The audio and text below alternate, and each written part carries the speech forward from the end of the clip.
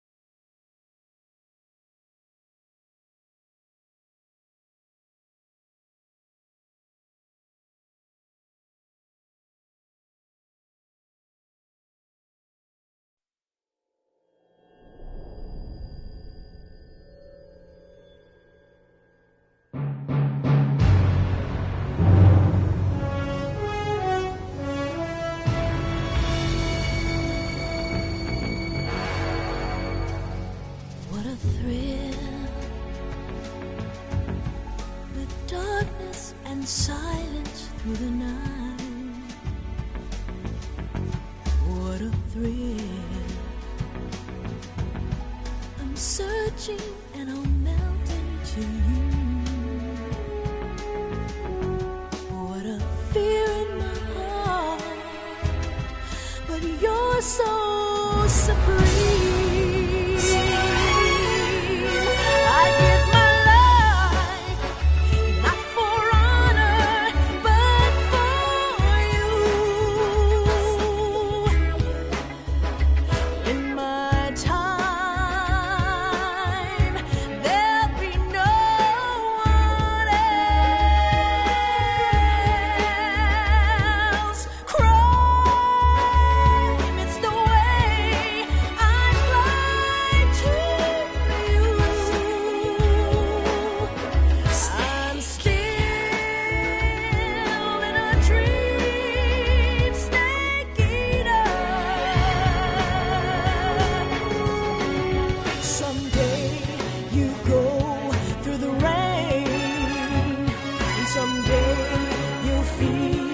A tree frog, it's ordeal, the trial to survive. For the day we see new light, I give my life, not for honor, but for you.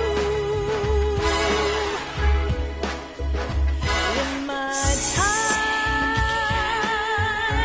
there'll be no one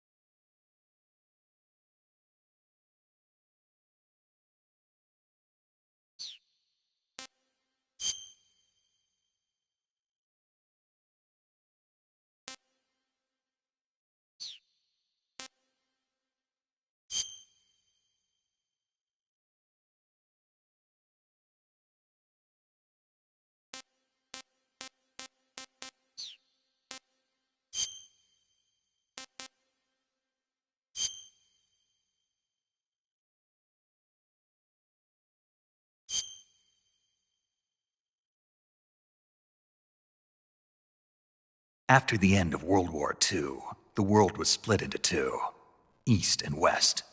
This marked the beginning of the era called the Cold War.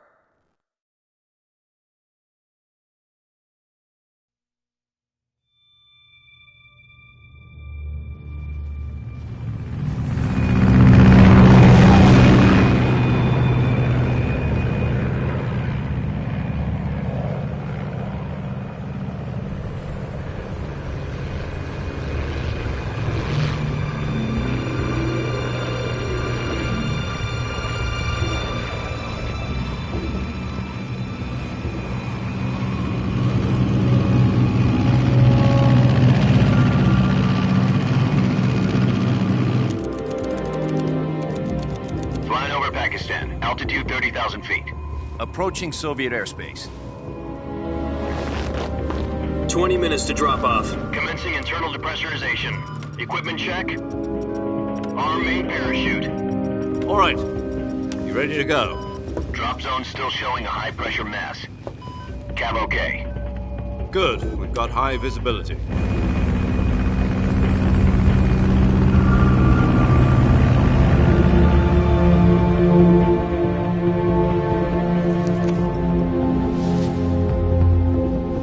Put out that cigar. Connecting oxygen hose to interior connector. Put on your mask.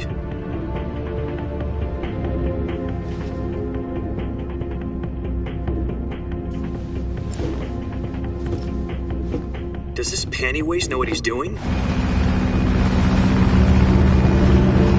Approaching release point. 10 minutes to drop off. Hey, are you deaf? He said put out the cigar and put on your mask.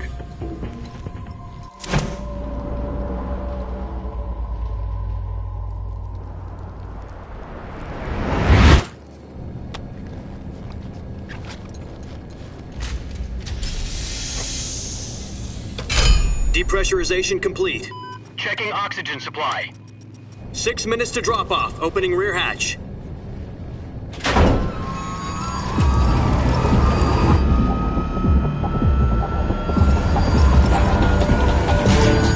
Sunrise.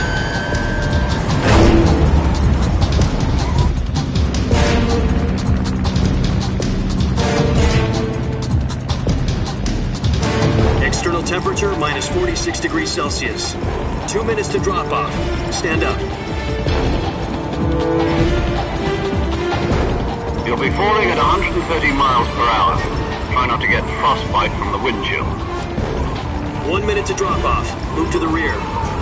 Activate bailout bottle. This is one for the history books. The world's first halo jump. 10 seconds to drop off. Stand by. Status okay. All green. Prepare for drop off. Countdown.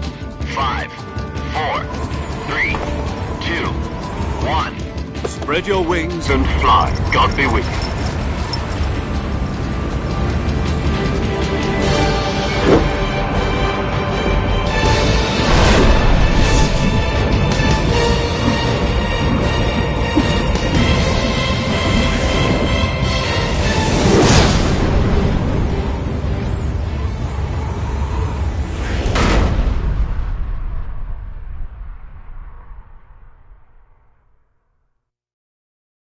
Jack, I've got some important news. The head of the CIA has finally given us the green light for the virtuous mission.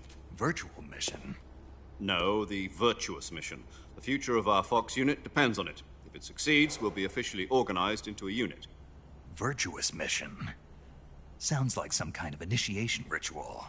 You know, don't get cocky. This isn't a training op. Right. So what exactly is this wonderful mission? Well, about 2 years ago, a certain Soviet scientist requested asylum in the West through one of our moles. His name is Nikolai Stepanovich Sokolov. He's head of the OKB 754 Design Bureau, one of the Soviets' top-secret weapon research facilities, and the East's foremost expert on weapons development. Sokolov? Isn't he that famous rocket scientist? The very same. On April the 12th, 1961, the Soviets achieved the first manned spaceflight in history. The Earth was blue, but there was no God. Well spoken. The rocket that carried Yuri Gagarin into orbit was the A-1, known as the Vostok rocket. Sokolov is said to be the man most responsible for the multi-engine cluster used in that rocket. After Gagarin's flight, Sokolov left rocket development to become the head of the newly established Design Bureau. From a lowly technician to head of a design bureau, that's quite a success story, so why'd he want to defect? It seems he'd become afraid of his own creations. Afraid? Call it a crisis of conscience. And for that, he left his country and his family behind and went over the fence? Not exactly. One of his conditions was that his family was also to be taken safely to the west. We used a mole to get the family out first and succeeded in sneaking Sokolov over the Berlin Wall shortly afterwards. I was the one who conducted the operation. The security on the eastern side was still full of holes back then. Then what? We got Sokolov over in one piece, but the whole ordeal had left him exhausted, and we checked him into a hospital in West Berlin. It took him 2 weeks and more than 600 miles to get from the research facility in the Soviet Union to Berlin. He was in no condition to say anything coherent. And it was only a week later that we had something much bigger on our hands. The Cuban Missile Crisis. October the 16th, 1962, President Kennedy received word that the Soviets were in the process of deploying intermediate-range ballistic missiles in Cuba. The President demanded that the Soviets dismantle and remove the missiles. At the same time, he announced a naval blockade to prevent further missile shipments from reaching Cuba. But the Soviets didn't back down, instead placing their armed forces on secondary alert. Soviet transport ships carrying missiles continued on course towards Cuba. US and Soviet forces went on alert for an all-out nuclear war. Frantic negotiations were conducted through the UN's Emergency Security Council and unofficial channels to end the hair-trigger standoff. Finally, on October the 28th, the Soviet Union agreed to remove its missiles from Cuba, and so the world avoided a nuclear holocaust. But in order to get the Soviets to pull their missiles out, we had to make a deal. You mean the one where the US agreed to remove its IRBMs from Turkey? No. The Jupiter IRBMs deployed in Turkey were obsolete, and we were going to get rid of them anyway. They had no strategic value whatsoever to either the US or the Russians. The Turkey deal was a ruse, a cover story that was fed to the other intelligence agencies around the world. So what did the Russians really want? Sokolov. They wanted us to return Sokolov. You mean the Soviets pulled out of Cuba just to get their hands on Sokolov? That's right. What the hell was he working on? At the time, we had no idea. We were running out of time. It was either give up Sokolov or risk full-scale nuclear war. In the end, we had no choice. President Kennedy gave in to Khrushchev's demand. The next day, I got Sokolov out of the hospital, handing him over to agents on the eastern side. Sokolov kept on screaming, "Save me," until he disappeared from my sight. Then a month ago, we received some new information from one of our moles. About Sokolov? Yes. He was taken back to the research facility and forced to continue working on the weapon in question under KGB supervision. What's more, it's on the verge of completion. So what kind of weapon is it? Something to do with space rockets? No, missiles. Same technology. I guess you're right. We don't know the details, but it appears to be a new kind of nuclear device. For half a year now, the Soviets have been conducting frequent nuclear tests at Semipalatinsk. Something to do with the weapon, I assume. We're talking about a secret weapon so big that Khrushchev was ready to pull out of Cuba to get it back. Is Sokolov still in the facility? No. According to our intelligence, he's in Selinoyarsk, a place in the mountains about 3 miles to the west that's known as the Virgin Cliffs. The Virgin Cliffs. Nice name for a virtuous mission. They moved him there just recently. Why? Apparently, they're conducting a field test of the weapon, but it's our best chance to get him back. This mission would never have been possible if he was still in the research facility. This is our last chance. Sokolov must have known that too when he contacted us.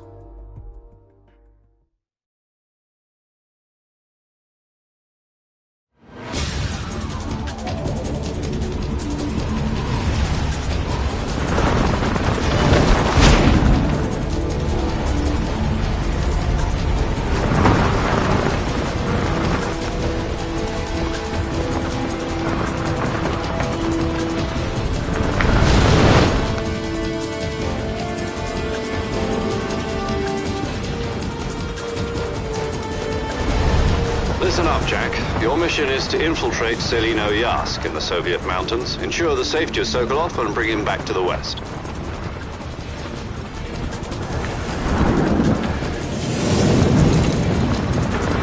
If we don't get Sokolov back before that weapon is complete, we'll be facing a major crisis. The clock is ticking.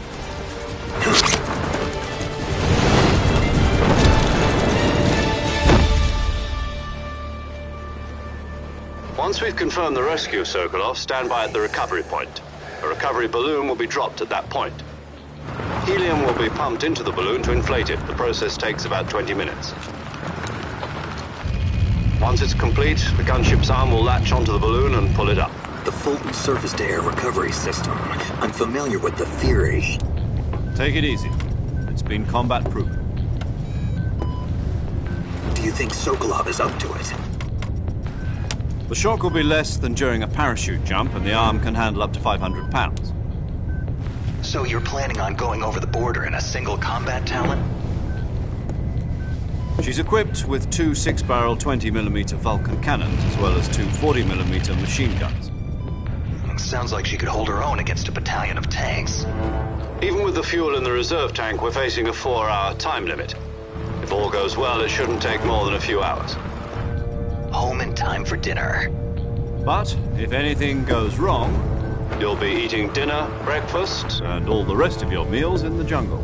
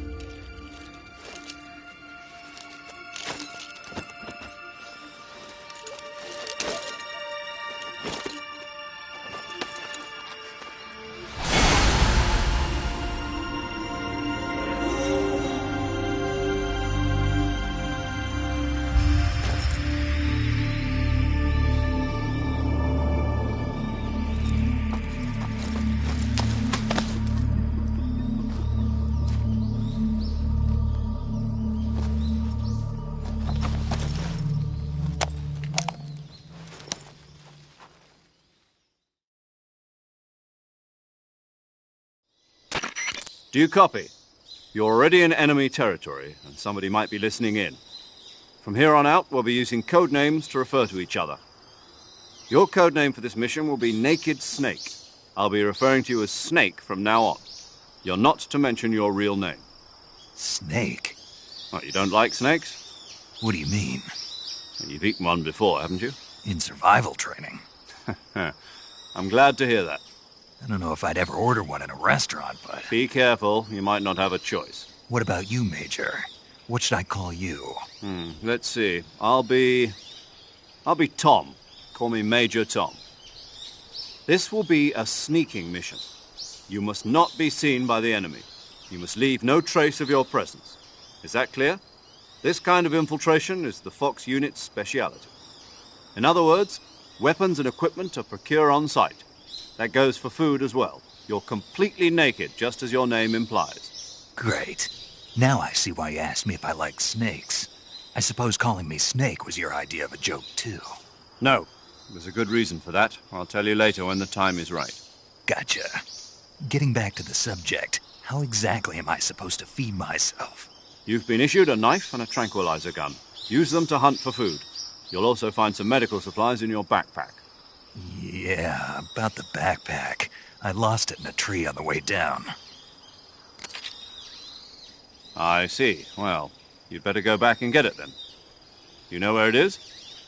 No problem. I can see it from here. It's stuck on a branch. To climb a tree, stand in front of a tree that's covered in ivy and press the action button. I'll be monitoring your progress over the radio. We can't risk violating Soviet airspace, but I'll be in the gunship. My frequency is 140.85. I'll give you a call if I need to talk to you. If you need to talk to me, use the send function. Okay, Snake, go get your backpack.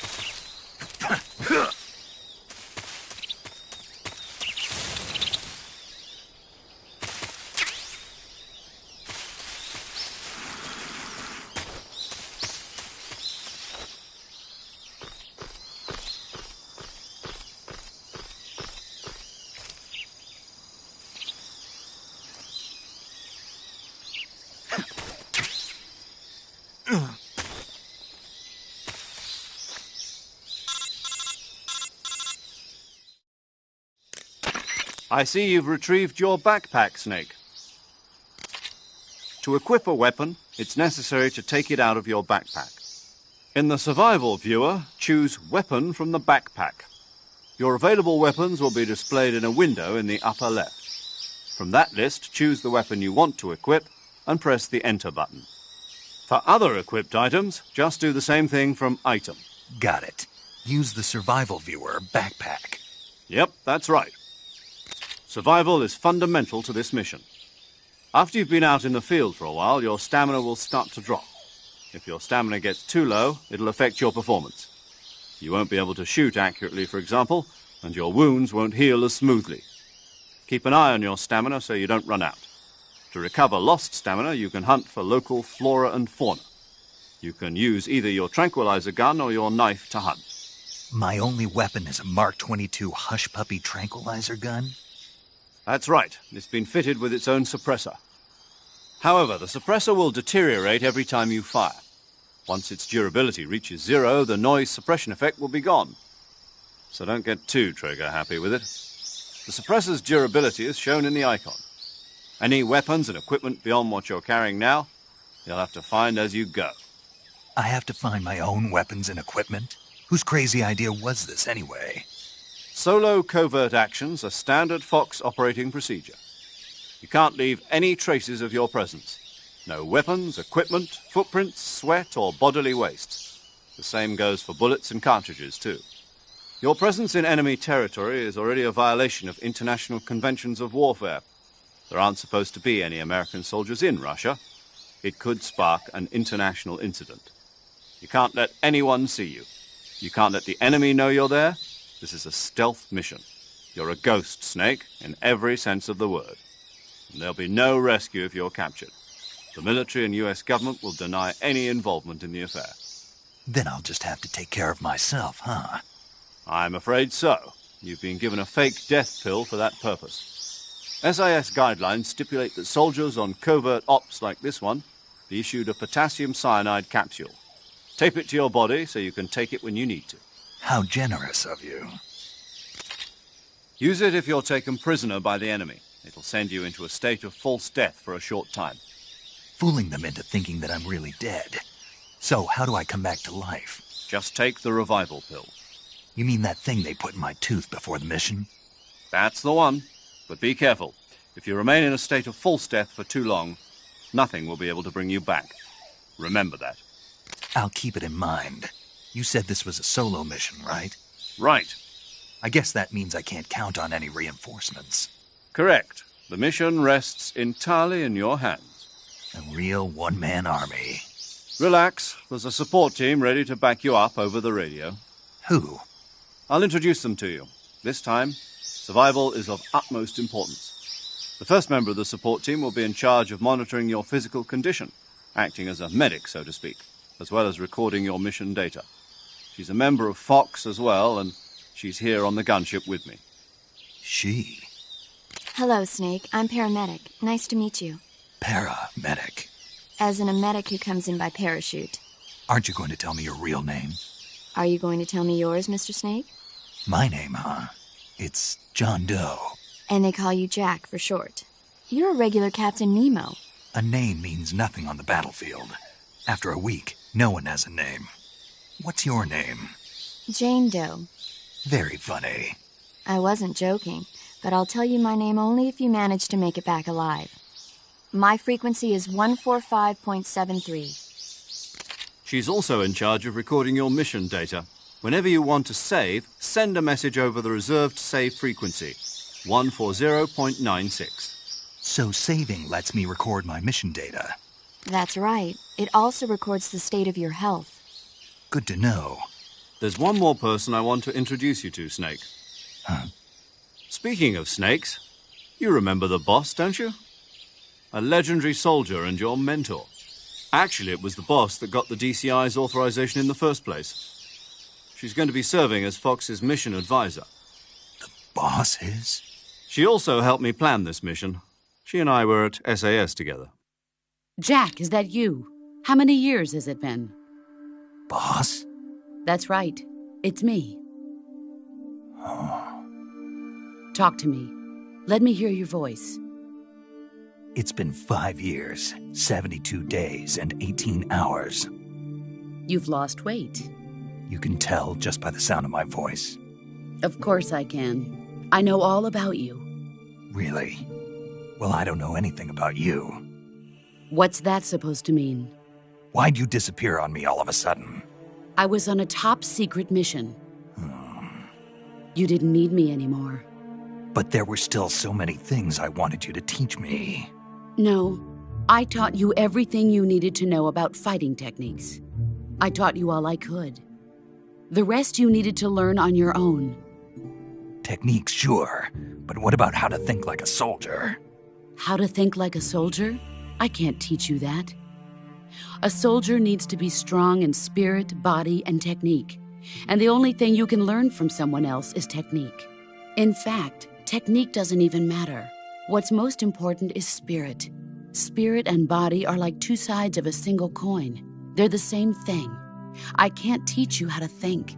You'll just have to figure it out for yourself. Listen to me, Jack. Just because soldiers are on the same side right now doesn't mean they always will be. Having personal feelings about your comrades is one of the worst sins you can commit. Politics determine who you face on the battlefield.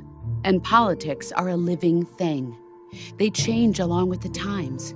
Yesterday's good might be tomorrow's evil. Is that why you abandoned me? No, it had nothing to do with you. I already told you, Jack.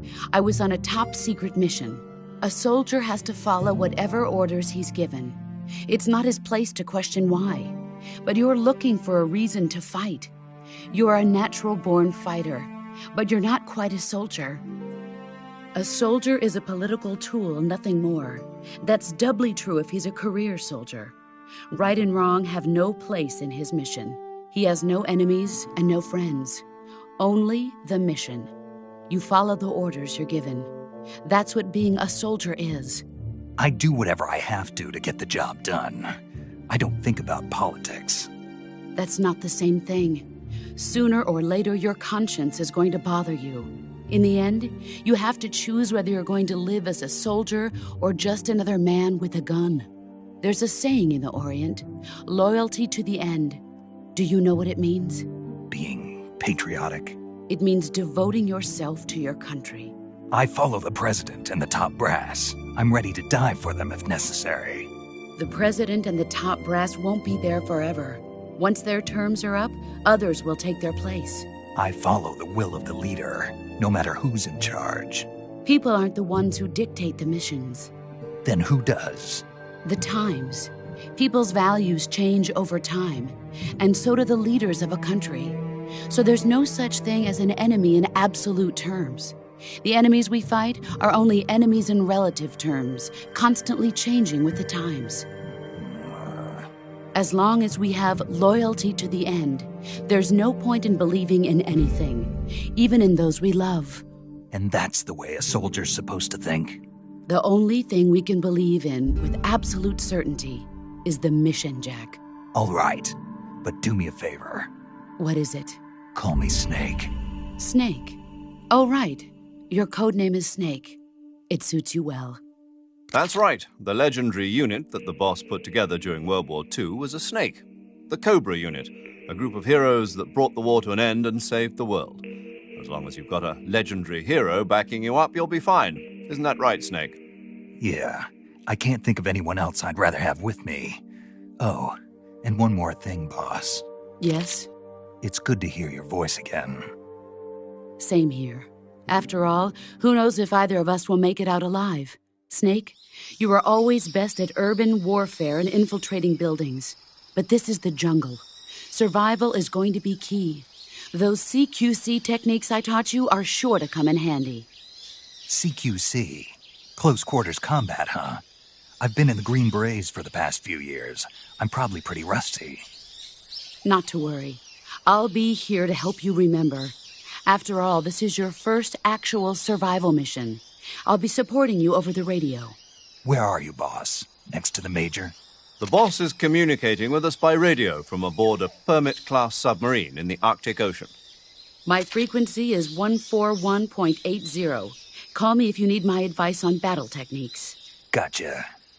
Your mission is to retrieve Dr. Sokolov. Dr. Sokolov is being held in an abandoned factory located to the north of your current position. Avoid heavy combat and don't let anyone see you. Don't forget that this is a stealth mission. Snake, try to remember some of the basics of CQC.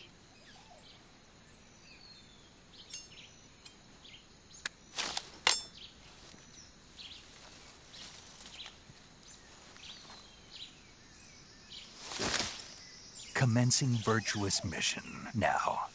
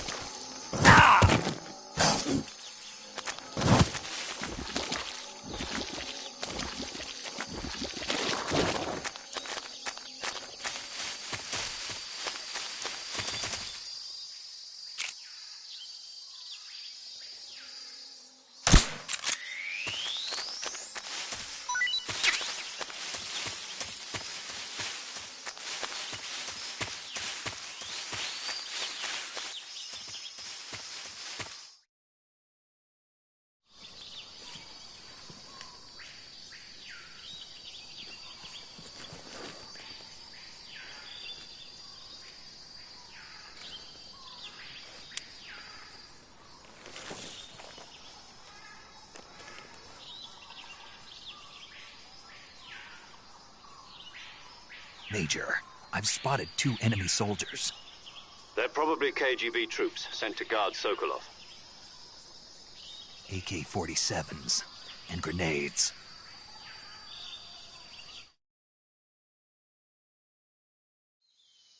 Snake, your presence in Soviet territory is already a violation.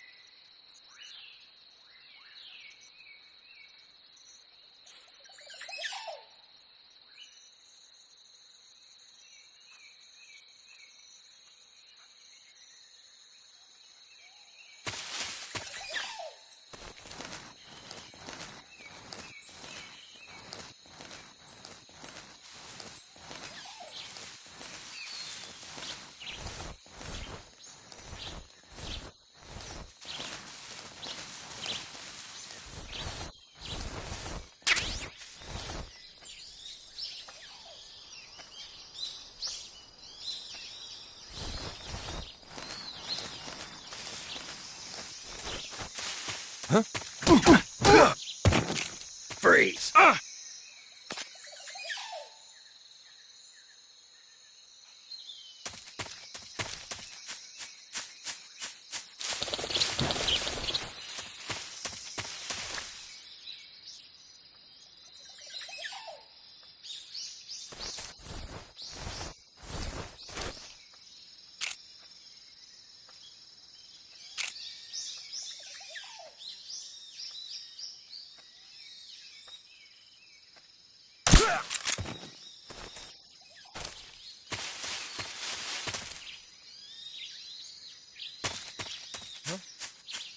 Who was that?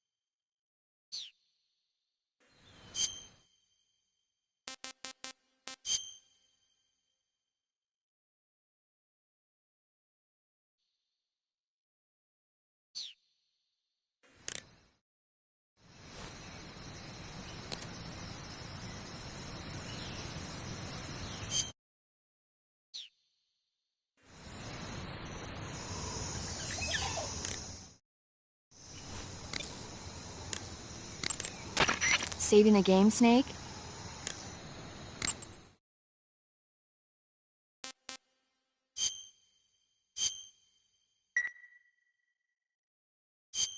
Hey, Snake, you ever heard of Godzilla, King of Monsters?